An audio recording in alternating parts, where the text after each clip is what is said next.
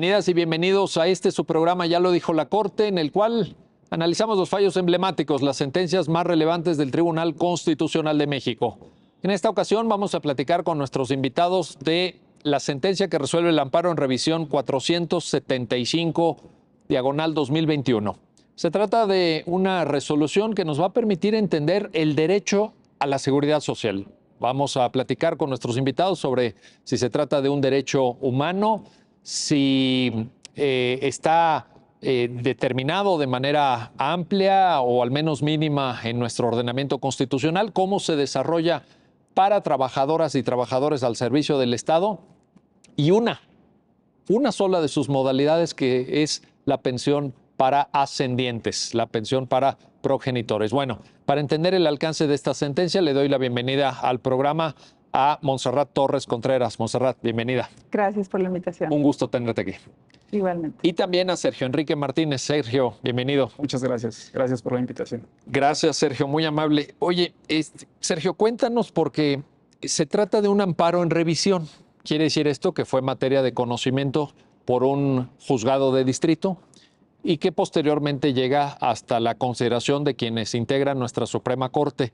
Pero ¿cómo es el caso? ¿Cómo surge? ¿Cuáles son los hechos, Sergio, por favor? Sí, de acuerdo. Pues en este caso surge el padre de una trabajadora fallecida, solicita al Instituto de Seguridad y Servicios Sociales de los Trabajadores del Estado que se le reconozca una pensión por ascendencia precisamente, que es la que le corresponde por derecho, derivado de la muerte de su hija. Entonces, pues todos sabemos la situación de las pensiones, de los pensionados, de la gente mayor que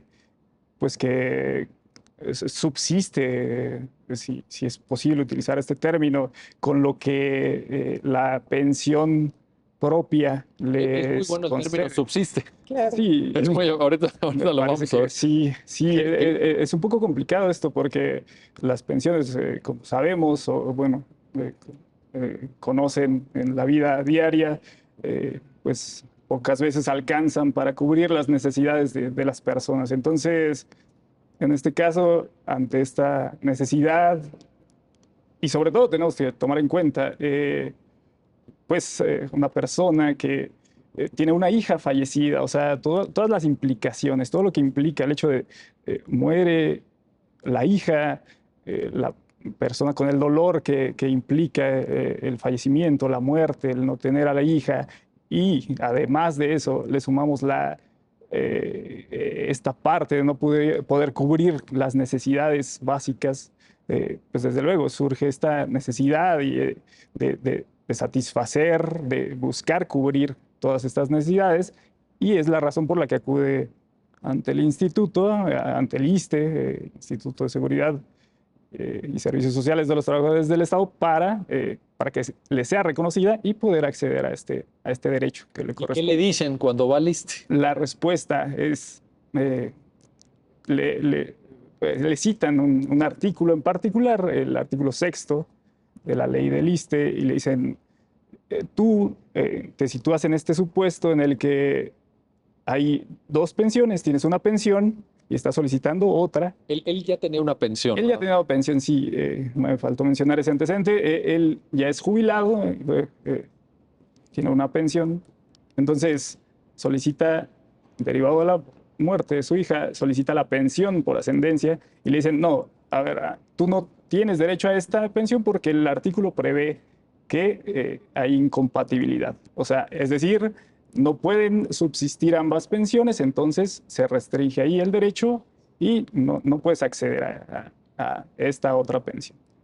Es como la respuesta que le da el instituto. Ante esa respuesta, ¿qué hace esta persona? Exactamente, justo. Ante la respuesta, promueve amparo, que es el que conoce un juzgado de distrito en el estado de Veracruz, y pues ahí entramos ahora sí al análisis de este artículo que bueno, ya iremos viendo a lo largo de esta entrevista cómo se determina que precisamente hay una inconstitucionalidad porque, es decir, la norma viola la Constitución, choca contra la Constitución porque impide que el padre pueda acceder a esta pensión, siendo un derecho que está establecido en la ley.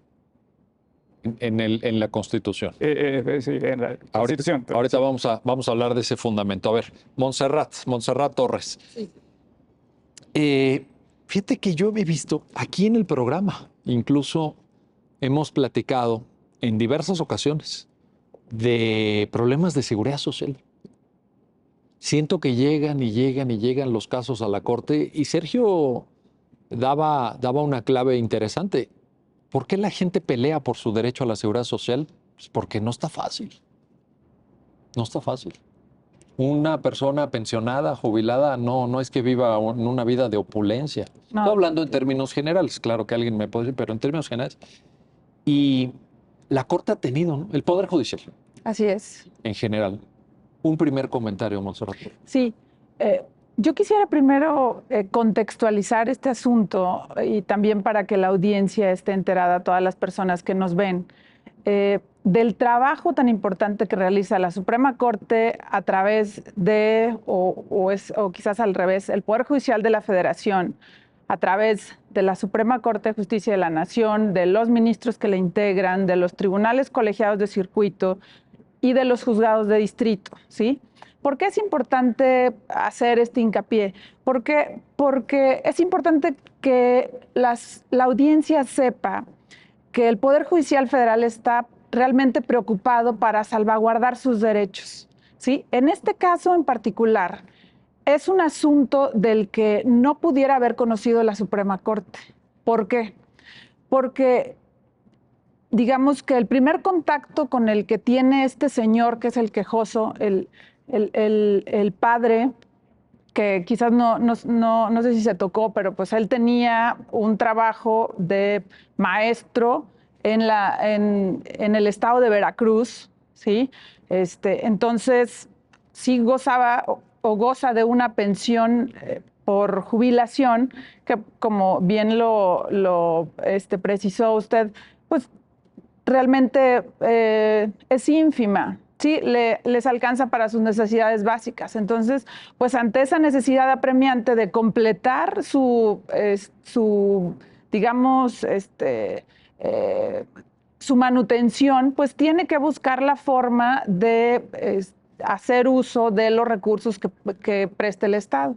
Entonces, muy seguramente en este caso, la hija, que es la que falleció, era la que aportaba también a la casa paterna o la casa materna para ayudar a sus padres, y ante el fallecimiento de su hija, pues obviamente los padres ya no cuentan con ese aporte y pues que obviamente lo necesitan para seguir subsistiendo, y es por eso que inician con esta, digamos, trama legal, por llamarlo así. O defensa de sus derechos. Exactamente. Porque sí me parece que este acento que pones, Montserrat, en cuanto a el papel del Poder Judicial Federal en defensa de los derechos humanos de las personas es importantísimo. Así es. Así es. Y esta primera defensa que se realiza, o sea, acude el padre a solicitar justicia ante un juzgado de distrito, en este caso ubicado en Veracruz, y este juzgado de distrito, al sensibilizarse con la petición, porque el hecho de que acudan a través de una demanda a un justiciable no se ve, o los juzgadores no lo vemos como si fuera un expediente más. No, sabemos que atrás de esta demanda, pues hay obviamente, como se pudiera decir, pues algo que le está afectando en sus derechos más básicos, y en este caso, pues es el derecho a la seguridad social. Y dice... Oye, y la historia que Sergio nos contó, pues porque también este señor había visto morir a su hija. Exacto. No está fácil. No, para nada. O sea, a pesar de que está él aquejado por ese dolor de haber perdido a su hija, ahora no tiene que iniciar este procedimiento para obtener la pensión que le deja ahora sí que el vacío de su hija. Cuando pudiera ser todo más sencillo, sin tantas trabas legales o procedimientos burocráticos, pues no es así. Desgraciadamente, la ley, en este caso la ley del Instituto Federal de los Trabajadores al Servicio del Estado, pues sí está conformada para darles trámite a estas solicitudes y desgraciadamente tiene también algunos candados legales, por llamarlos así, que impiden el ejercicio de esos derechos que tiene plenamente el trabajador y como cuando acude este trabajador o este padre afligido, por llamarlo así, a pedir la pensión que le corresponde de su hija, le dice el instituto, no te la voy a dar porque yo tengo un impedimento legal, ¿sí? Quizás, y ese impedimento legal, como son autoridades que actúan desde el principio de legalidad, pues no pueden dejar de observar la regulación que que lo reglamenta, valga la redundancia. Entonces, ¿qué tiene que hacer en este caso el padre? Pues tratar de echar abajo esta legislación para que el ISSSTE deje de observar algún requisito y así pueda tener acceso y completar su ingreso, digámoslo así, para subsistir, como bien lo decía Oye, Sergio. y ahí, Montserrat, me parece que cobra gran relevancia tu comentario de cuál es el papel de las personas juzgadoras Sí, claro. en México. Porque fíjate, a esa persona se le cerraron las puertas. Esa persona fue y solicitó y le dijeron, aquí no es. Así es. Digo, con todos los argumentos que tú ahorita acabas de citar. Evidentemente tenemos un marco jurídico, tenemos principio de legalidad, se trata de un órgano administrativo que no puede inaplicar, sí, pero entonces, ¿qué corresponde hacer? Bueno, para eso hay juezas, para eso hay jueces. Claro. A mí me parece un papel, y lo citabas en general, ¿no? Así es. El Poder Judicial Federal, cualquiera de sus órganos, pueden ser juzgados de distrito en cualquier punto de la República Mexicana, puede ser nuestra Suprema Corte. Así es. Pero ahí hay un papel de compromiso y de defensa de los derechos. Te lo digo porque a veces siento que hay personas a las que se les olvida esto, ¿no crees? Muchísimo. No lo tienen presente. Sí, no. Y es bueno que la ciudadanía sepa que en el Poder Judicial trabajamos no solo los juzgadores, también para que, en este caso, concretándolo al caso en particular, cuando llega una demanda ante un juzgado de distrito, no solo el partícipe para darle esa tramitación y atender su petición de justicia, no solo es el juez quien firma o el secretario que plasma su firma en la determinación. No, atrás de esto está desde la persona que recibe la demanda, desde que le asigna el número, el que lo costura, el que lo sube al sistema. Para eso atrás aproximadamente hay 40 personas para que él pueda tener una sentencia en sus manos. Entonces, cuando digo que todo el Poder Judicial trabaja en pro de la defensa de los derechos de los justiciables y para poder salvaguardar sus garantías, ahora ya llamadas derechos fundamentales, pues realmente es todo un entramado, no solo es una persona. Y en este asunto en particular, pues escaló por todos los niveles del Poder Judicial de la Federación. Aquí se involucró desde el juzgado de distrito, también el tribunal colegiado y la Suprema Corte, que al final, como un última escalón de este procedimiento jurisdiccional, es el que determina y dice la última palabra en cuanto a la constitucionalidad de un precepto, al ser un tribunal constitucional. Precisamente. Sergio, regreso contigo.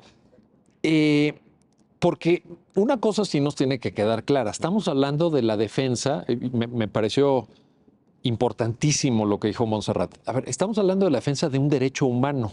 ¿Sí hay un derecho humano a la seguridad social? Sí, desde luego, el derecho humano reconocido constitucionalmente, que en el artículo 123 está pues, previsto y se obtiene la interpretación del artículo 123, cuando se menciona justamente que el Estado está obligado a garantizar la seguridad social.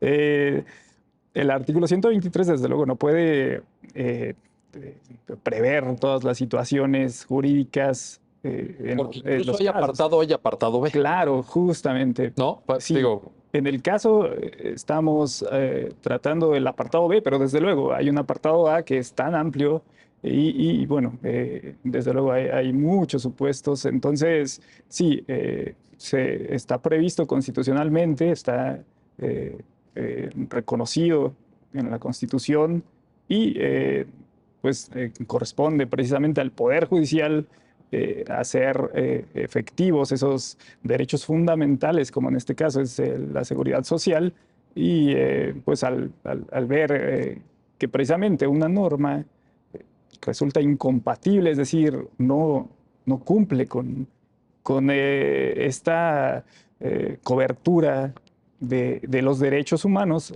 pues viene la intervención para poder hacer que esos derechos se cumplan, se reconozcan, se respeten, que es parte de las obligaciones de las autoridades en el Estado mexicano. ahora, Sergio, ¿podría alguien decir, a ver, nada más para valorar todos los argumentos, ¿podría alguien decir que ese derecho humano al que aludes en la Constitución, en el 123, apartado B, fracción 11ª, inciso A, perdón por lo largo, pero bueno, quien quiera acudir a la fuente, pues que lo haga, ¿verdad?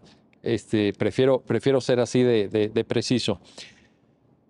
Podríamos decir que es un derecho, porque tú ahorita decías, bueno, es que no puede prever todos los supuestos de la Constitución, pero que está redactado de forma un tanto ambigua, de tal suerte que le deja un amplio campo de decisión al Poder Legislativo. Sí, sí, eso sí. Desde luego, el legislador emite las normas, el amplio campo precisamente que deja el artículo permite que el legislador introduzca normas de diferentes tipos, incluso posiblemente sin advertir que esa norma está vulnerando algún derecho, como en el caso. Sí, desde luego, es tan amplio eh,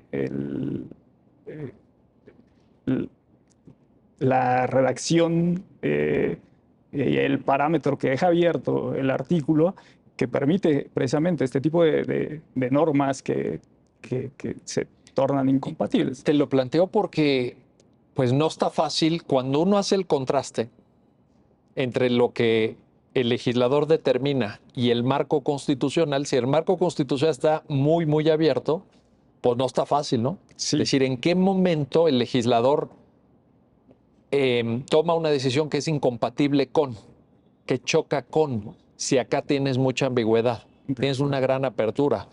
Se complica, ¿no? Sí, sí es complicado justamente porque pues no se puede prever todo en la propia Constitución. Y precisamente este tipo de asuntos nos hacen notar eso, nos hacen ver qué es lo que pasa, que ya hay un derecho, viene una persona con toda la situación que decimos, una persona en este caso que ha trabajado durante 34 años. Como profesor, ¿verdad? Sí, exacto. Maestro, pues. Sí, en la Secretaría de Educación, entonces, del Estado. Y justo, o sea, ya una vez que llega con este caso en particular, es cuando nosotros podemos advertir estas situaciones que el legislador establece, pero que no son acordes con la Constitución. Ahí es cuando nosotros podemos ir advirtiendo los supuestos en los que incurre, por ejemplo, como en este caso, en no beber y no advertir que está esta inconstitucionalidad, justamente ya cuando vemos la afectación que se ha generado a una persona derivado de que tras la muerte de su hija sigue instando para que se le concedan derechos que él considera finalmente que tiene.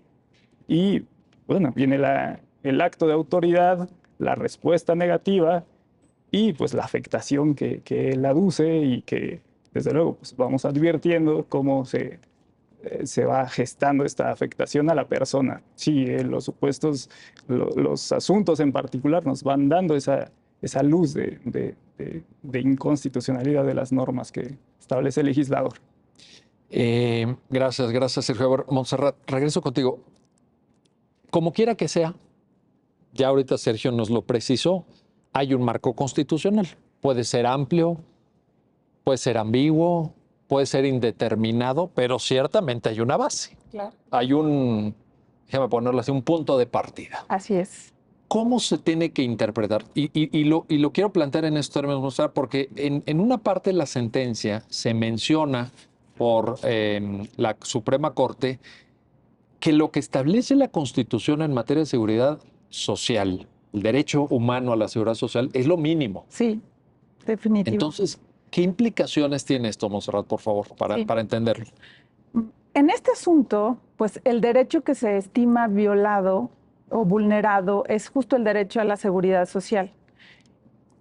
¿Qué pudiera traducirse en como la obligación del Estado a otorgar esa tranquilidad y bienestar a, en este caso, los asegurados o los trabajadores que están laborando en órganos del gobierno federal, ¿sí?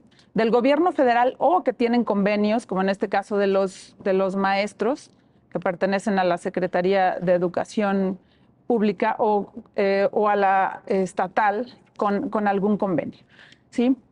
¿Por qué se creó o por qué está tutelado este derecho en la Constitución? Pues precisamente para otorgarles esta tranquilidad y esta seguridad a los trabajadores, como si estuvieran laborando aún, como si fueran trabajadores en activo, ¿sí?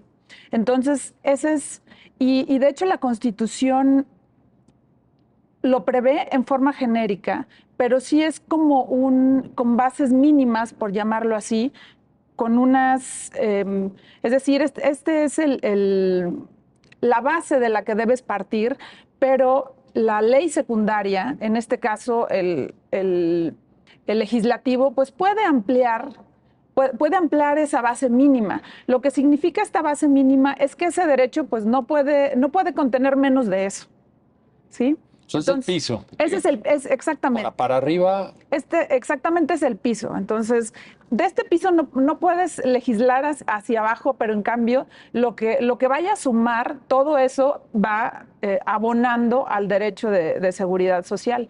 Y ya lo que se pretende con este derecho de seguridad social, en el caso de que se vea vulnerado, pues justo es que en este caso el asegurado, pues logre satisfacer sus necesidades básicas para subsistir como si estuviera trabajando aún, ¿sí? Porque, fíjate, estoy viendo en la sentencia, bueno, refiriendo pues el marco constitucional Sí. en función de lo que establece el 123, apartado B, en Así su es. fracción 11ª, que lo que tiene que cubrir un régimen de seguridad social es, pongo aquí las palabras del propio poder constituyente o reformador de la Constitución: invalidez, vejez y muerte. Así es. Fíjate. Si nosotros decimos, bueno, eso es el piso mínimo, Así es. pues, y también agrego, por cierto, que lo dice, y ya Sergio lo había referido, en términos generales, y entonces no distingue, bueno, si la causa por la cual se abre la posibilidad de disfrutar de una pensión es la muerte, pero no agrega nada más. Es decir, el derecho a la seguridad social se proyecta sobre la persona trabajadora y sobre sus familiares. Beneficiarios, ¿verdad? Así lo señala la ley. Y cuando dice la Constitución invalidez, vejez o muerte, me quedo en este último supuesto, muerte, porque fue precisamente el caso que llevó. El caso, ¿verdad? Así es. Pero no distingue. No distingue. Uno pensaría pensión de orfandad, por ejemplo. Pero aquí es pensión de ascendencia. Y no tenemos distinción en el texto constitucional. ¿Importa esto? Pues yo creo que sí importa, porque, y importa para bien, porque como la Constitución pues no puede ser tan casuística, y en este caso sí regula los supuestos que debe de prever para otorgar este bienestar y esta tranquilidad, pues ya les está diciendo a las personas, oigan, yo voy a velar porque cuando falte algún asegurado, pues tengan sus beneficiarios los derechos que le corresponderían a él, ¿sí? Entonces, ¿qué ley va a desarrollar ese derecho? En la Constitución yo creo que es suficiente que se establezca que los pensionados o cualquier asegurado que esté vivo tiene esos derechos. Y a su vez, que en el caso de que llegare a faltar, pues sus beneficiarios van a tener ese derecho a obtener esa pensión. Y quien va a desarrollar todos los requisitos, toda la tramitación, pues obviamente va a ser la ley reglamentaria. En este caso, pues va a ser la ley del Instituto Federal para los Trabajadores del Estado. Ahora, me gusta mucho la palabra que usas de tramitación, porque da cuenta de que el legislador, pues en efecto puede establecer procedimientos administrativos, etcétera, pero ya otra cosa es que diga, por ejemplo, que establezca alguna medida discriminatoria, que excluya del régimen de seguridad social, que prevea una exclusión arbitraria incluso, como yo creo que es el caso, etcétera, ¿no? Más bien es el legislador toma el derecho humano, lo aterriza, dada la generalidad del marco constitucional, y lo hace efectivo. Así es. Pero no lo puede limitar. Definitivamente no. No, y el papel que juega aquí tan importante, y en este caso el precepto que se está impugnando, que deriva de la ley que reglamenta justo este derecho, pues ahí en esa legislación y además en el reglamento de la ley del ISSSTE, ahí se establece la forma en que digamos, en el caso de las personas que están, que son trabajadores en activo, ¿cuál es el procedimiento administrativo que debe de llevar a cabo para obtener esa pensión? ¿Sí? Todos los requisitos que debe de cumplir, si son años de servicio, si es por algún otro evento. Y en este caso de la pensión por ascendencia, pues justo hay un apartado en el que se regula cuáles son cómo debe de proceder el ascendiente para exigir el derecho que le corresponde derivado de la muerte, en este caso, de su hija. Que eso fue lo que le negaron a este señor. Exactamente. Bueno, déjenme hacer una pausa, no se vayan. Estamos platicando con nuestros invitados del amparo en revisión 475 diagonal 2021 y ya lo han escuchado, ya lo han visto de voz de nuestros invitados, pues este tema tan sensible, las pensiones en México, que es un tema sensible por lo humano, por lo económico, por lo logístico que comporta el pago de las pensiones y diría incluso hasta por lo político. Sobre esto seguiremos platicando, no se vayan.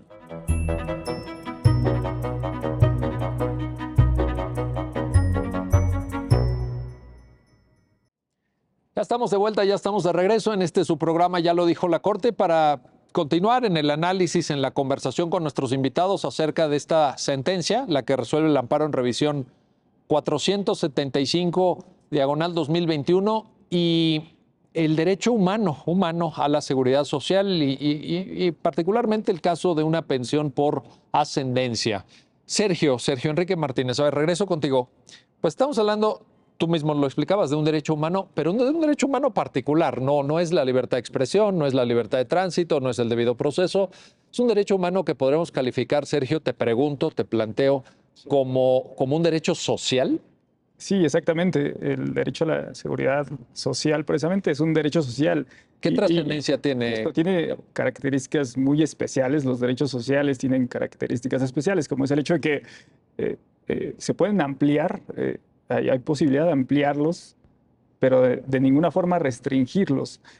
Parte de los argumentos es ese. No es posible que le otorgues a una persona una pensión que además pueda tener derecho a otra siempre y cuando sea posible, con base en las reglas específicas que se prevé para esto, y que una norma venga a restringirle ese derecho, es decir, que pueda acceder a él, pero que haya disposiciones que se lo impidan. Entonces, aquí en este caso, por ejemplo, pues sí, hay posibilidad de que se amplíe, pero no que se restrinja. Es una característica muy particular de los derechos sociales que sí hay que observar. O sea, las personas en este caso pueden acceder a la pensión, entonces, como lo hemos estado platicando, para su subsistencia, para tener mejores condiciones de vida, que es parte del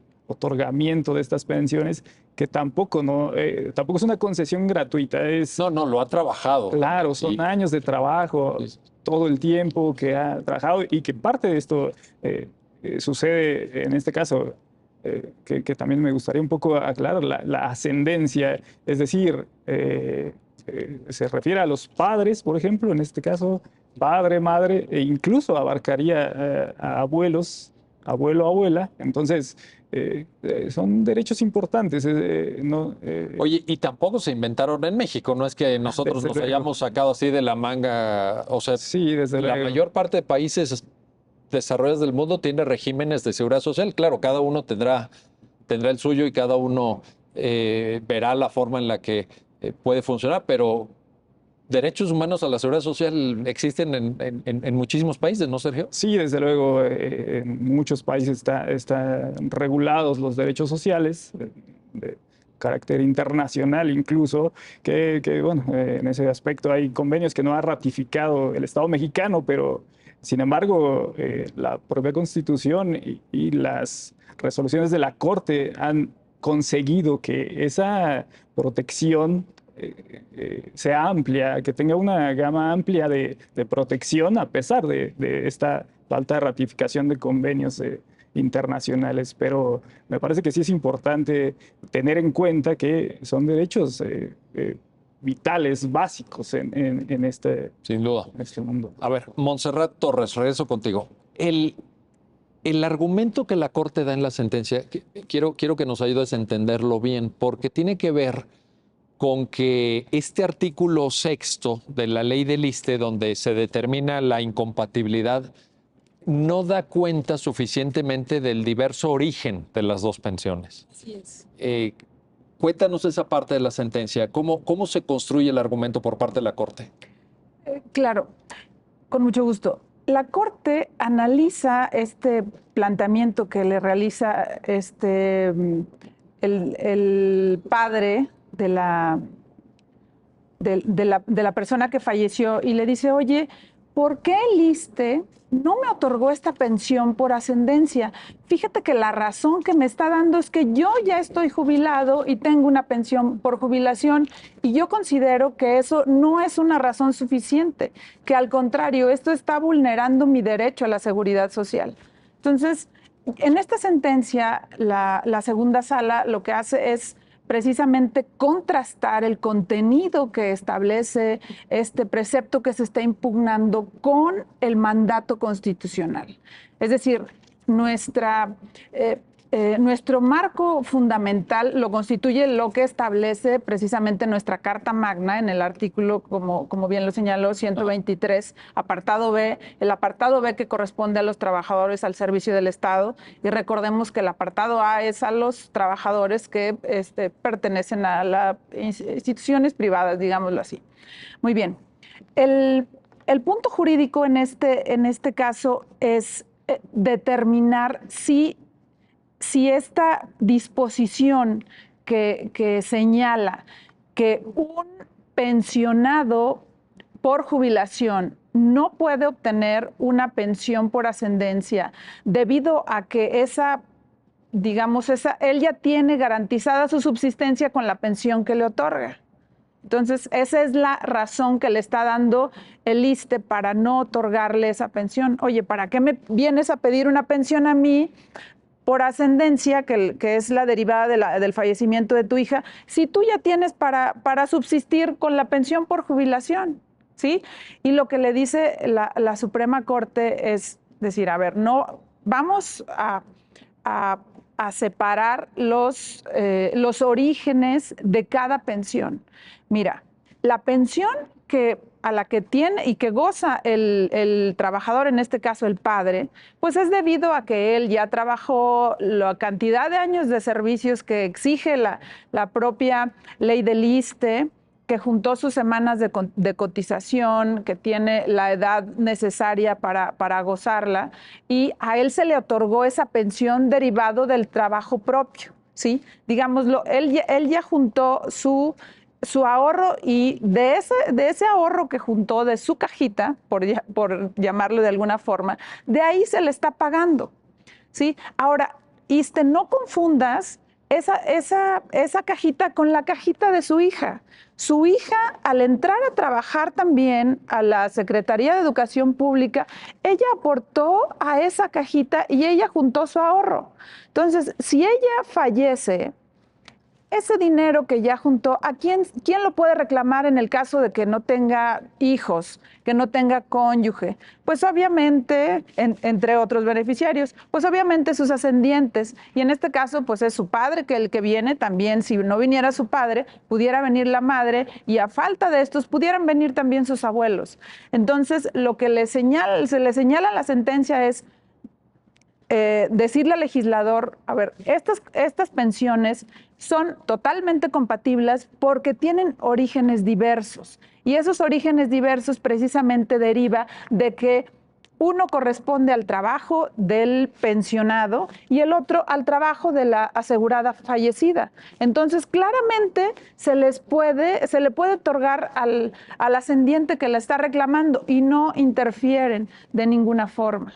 Entonces, claramente son compatibles, y por eso, si existe una norma que no permite otorgar esa pensión, pues obviamente va en contra del derecho a la seguridad social que está tutelado en el artículo 123 constitucional, además de en otros ordenamientos internacionales. Así es.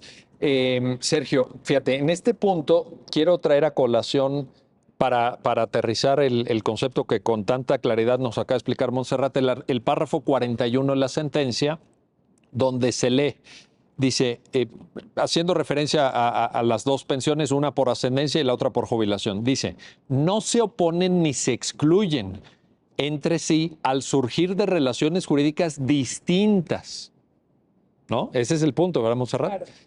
Relaciones jurídicas distintas que constriñen al Estado a cumplir tales obligaciones de forma independiente. Sergio, aquí está la respuesta, ¿no? Exactamente, sí, eso es lo que evidencia que precisamente se trata de orígenes distintos. Uno es el hecho que ha trabajado el padre durante años, se jubila, ese es un supuesto específico, y ese es precisamente el origen que tiene, el beneficio que obtiene después de haber trabajado durante años, en este caso específico 34 años, entonces obtiene ese beneficio de jubilación. Y precisamente el otro es el hecho de que lamentablemente fallece su hija, y entonces de ahí surge el otro, este derecho, esta otra bolsa, este otro origen, digamos, de donde se obtienen recursos distintos a los que ya había obtenido el padre. Entonces, sí, ahí partimos de que se trata de diferentes orígenes que le permiten, en este caso, bueno, previo a la respuesta de la autoridad, que deberían permitirle al jubilado obtener ese beneficio. Me gusta mucho cuando Montserrat dice, son cajitas diferentes. Sí. En una cajita, el papá a lo largo de 34 años de desempeñarse como maestro puso una parte de su salario, pero que se iba directamente a cubrir cuotas de seguridad social, de la misma forma que lo hizo la institución que lo empleaba, que también coopera, por supuesto. Y la otra cajita era de la hija. Pero dice Montserrat, y tiene razón, son dos cajitas diferentes. De acuerdo. Entonces, ¿qué sucede, Sergio, cuando el ISSSTE dice, de la otra cajita no te toca nada? Sí, exactamente. Justo ahí es cuando advertimos la inconstitucionalidad de la norma. Es decir, no es posible que restrinjas este derecho de reclamar esta parte que surge con el lamentable fallecimiento de la hija de esta persona jubilada. No es posible que venga una disposición a pretender restringir ese otro derecho que surge de diferentes orígenes, insisto, y pretenda como eliminar, como si no hubiera pasado nada, como si no hubiera generado ese derecho la hija durante también el tiempo que hubiera cotizado, que al menos 3 años prevé la norma. Entonces, que ese derecho, estando ahí, que ya se generó el derecho de la hija, no es posible que una norma venga e imponga esta situación de restringir ese derecho que ya está previsto, insisto, constitucionalmente, que es un derecho obtenido, que incluso como lo platicábamos al inicio, a pesar de toda la situación trágica que le ocurrió al padre, sabemos que no necesariamente eso va a subsanar como la realidad que vive del dolor de la muerte de su hija, pero bueno, sí ayuda a que por lo menos pueda cubrir parte de la situación acaecida, es decir, de todos los gastos que se generan con el fallecimiento de la propia hija. Entonces, una persona mayor que tiene que cubrir además ya todo lo que implica este fallecimiento, viene, lo solicita, la autoridad dice no, con base en esta norma, no te la voy a entregar, no te voy a otorgar, y entonces ahí es cuando viene la restricción que justamente analizamos aquí. No es posible que exista esa disposición que haga incompatible un derecho que claramente puede subsistir de manera paralela con el derecho ya generado a través del tiempo por el padre de la...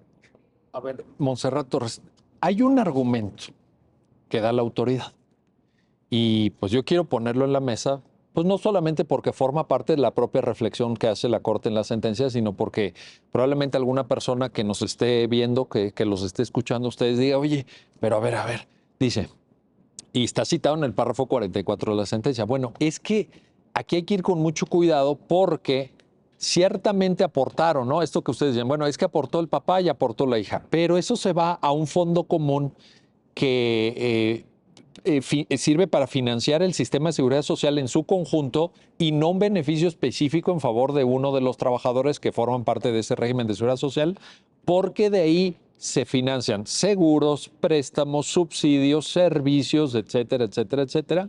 Y pues la seguridad social en México sabemos que está en un estado de quiebra técnica permanente, los números rojos están ahí, no alcanza el dinero. Y entonces alguien podría decir, oye, ¿cómo? Pero ahora viene la Corte y miren, hasta 2 pensiones le dan a una persona, etcétera. Es un argumento que pone la autoridad Montserrat, no podemos tampoco cerrar los ojos ante eso.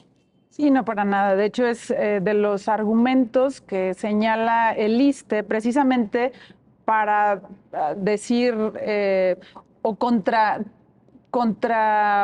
argumentar lo que está diciendo la sentencia. Dice, oye, ¿cómo quieres que yo le pague? ¿Cómo quieres que yo le pague a este señor 2 pensiones si tomando en cuenta el contexto del régimen pensionario, que hay que recordar que en este caso estamos hablando del régimen anterior al 2017, donde funcionaba, en un grosso modo, para explicarlo, todos los trabajadores del gobierno aportaban una parte proporcional de su salario a una bolsita. De esa bolsita... Oye, una bolsita. De una bolsita. Parecería muy chiquita esa bolsita. Una bolsota. Sí, cierto. Todos daban una parte proporcional. Pero en todo caso era una bolsita o bolsota, pero era para todos. Así es, porque era un régimen solidario. Sí, ya sabemos que a partir del 2007 ya entró el régimen de las cuentas individuales, donde ahora para que un servidor público, un funcionario de gobierno federal se pueda pensionar, pues él propiamente tiene que aportar él tiene su propia bolsita y él sabe si aporta mucho o si aporta poco y con eso se va a jubilar, ya nadie le interfiere. Pero en este entonces estamos hablando de una bolsota en el que todos aportaban y de esa bolsa, así como lo dice el ISSSTE en ese argumento, dice, de ahí tenemos que tomar para jubilar a todas las personas que estaban antes del 2017. Bueno, Entonces, pero fíjate, 2007, perdón, jubilar, otorgar seguros, servicio médico, Sí, de ahí de eso tengo que yo aportar préstamos. préstamos, todo. Entonces, si tú me obligas, le dice la Suprema Corte, si tú me obligas a yo darle 2 pensiones a esta persona, quizás voy a dejar sin pensión a otra, porque me estás obligando. Pero entonces aquí lo que le dice la Suprema Corte, bueno, este argumento no se ahonda,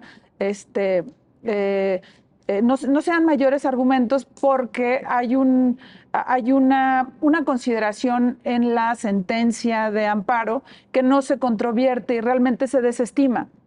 Pero lo que se le pudiera decir al ISSSTE en este caso es decirle, a ver, si tú tienes una bolsa por la que están aportando, yo no te voy a descapitalizar, ya que el señor para obtener su pensión por jubilación, él aportó a esa bolsa, entonces se le está tomando de su propia aportación. Y la pensión que él exige, que es por ascendencia, se le toma de la aportación que realizó su hija. Yo no te estoy pidiendo, ISSSTE, que le regales algo a lo que no tiene derecho y a lo que no haya trabajado.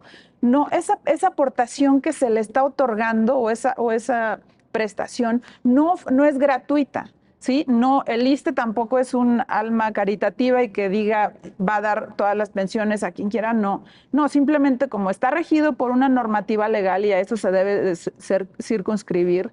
Entonces, justo desde esa normativa es que se determina al establecer, al contar con el fundamento legal, que precisamente lo que aportó la hija es lo que se le va a dar de pensión al trabajador. Entonces, no, de ninguna forma se descapitaliza. Ahora, ¿puede haber un problema de cálculo actuarial ahí? ¿Por qué dice el ISSSTE? Es que no me alcanza. Porque, digo, lo voy a poner de manera coloquial, pero al final el argumento es ese. Oigan, no me vengan aquí a sobrecargar las cuentas. Miren cómo estamos. Ya la bolsita ya realmente es bolsita, sí. Ya no es bolsota. ¿Cuál es el problema entonces? O no se administra bien, o porque algo debe pasar ahí. Sí, quizás, bueno, es un tema que lo vemos incluso diariamente en las noticias. No somos el único país que tiene esta problemática en materia de pensiones. Entonces, quizás haya también un tema de falta de previsión en cuanto al crecimiento poblacional. ¿Sí? Sabemos que cada vez... o sea, quizás en este esquema anterior teníamos una bolsita solo para solo se había previsto para determinados trabajadores, pero no se tomaba en cuenta que esos trabajadores pues también tenían hijos y a veces no era uno, eran 2. Entonces, todo ese crecimiento poblacional, entre otros factores económicos que sí, quizás sería muy arriesgado aquí tomarlos en cuenta desde la inflación, cuando se van encareciendo los productos médicos, los salarios de los médicos, que cada vez las personas se enferman, tienen unas enfermedades más costosas. ¿Sí? O la expectativa de vida, también, que a lo mejor alguien podría haber dicho en su origen, hace 80 años, pues es que las personas en promedio viven tanto, pero ahorita ya no. Afortunadamente, yo creo. Sí, entonces todas esas faltas que no se previeron al crear esta normativa de la ley anterior del ISSSTE, pues obviamente influye en que esa bolsa cada vez se reduzca y el gobierno no pare de estar inyectando dinero a esa bolsita y de todos modos no alcanza. Y esa es la situación. Sí, está terrible. A ver, Sergio Enrique Martínez, casi estamos terminando el programa, pero ya que hiciste favor de contarnos el inicio del caso, pues cuéntanos el final. De acuerdo. En aras a esta consideración que ustedes expusieron, ¿a qué conclusión llega la Corte? Muy bien, sí, la Corte llega a la conclusión de que este numeral 2 del artículo 6, fracción 12, inciso D, largo, sí. Resulta inconstitucional. De la ley del ISSSTE, ¿verdad? De la ley del ISSSTE, sí, del Instituto de Seguridad y Servicios Sociales de los Trabajadores del Estado, es inconstitucional precisamente porque genera esta restricción al derecho de recibir la pensión por ascendencia. En consecuencia, ¿cómo queda el señor? En consecuencia, ahora se le concede el amparo para que no se le aplique esta porción normativa, esta parte de este artículo, y entonces la autoridad debe emitir un nuevo oficio, que era parte de los actos reclamados, en el que ya no se le aplique esta disposición. Sí, desde luego es importante, la verdad, esta determinación, porque ha generado modificaciones a la ley que entonces hemos podido advertir que ya ha sido derogada esta fracción, y entonces ayuda, precisamente estas resoluciones del Poder Judicial ayudan a que se dejen de seguir vulnerando O sea, que el legislador derechos. escuchó a la Corte. Sí, Que exactamente. no siempre pasa, ¿eh?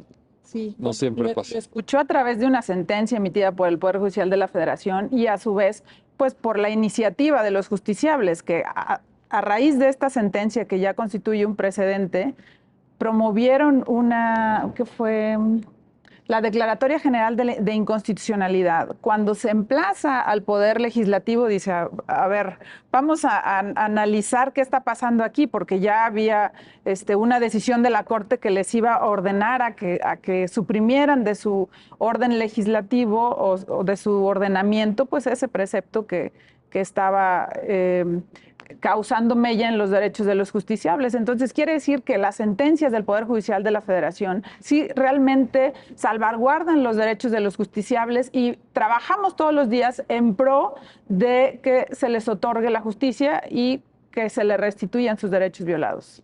Qué importante, y ojalá que te escuchen en muchos lados, Montserrat, en donde te tengan que escuchar. Montserrat Torres Contreras, Sergio Enrique Martínez, gracias. Gracias a ambos por ayudarnos a entender esta sentencia, y gracias a usted que hace posible su programa Ya lo dijo la Corte, en el cual analizamos los fallos emblemáticos, las sentencias más relevantes del Tribunal Constitucional de México. Hasta pronto.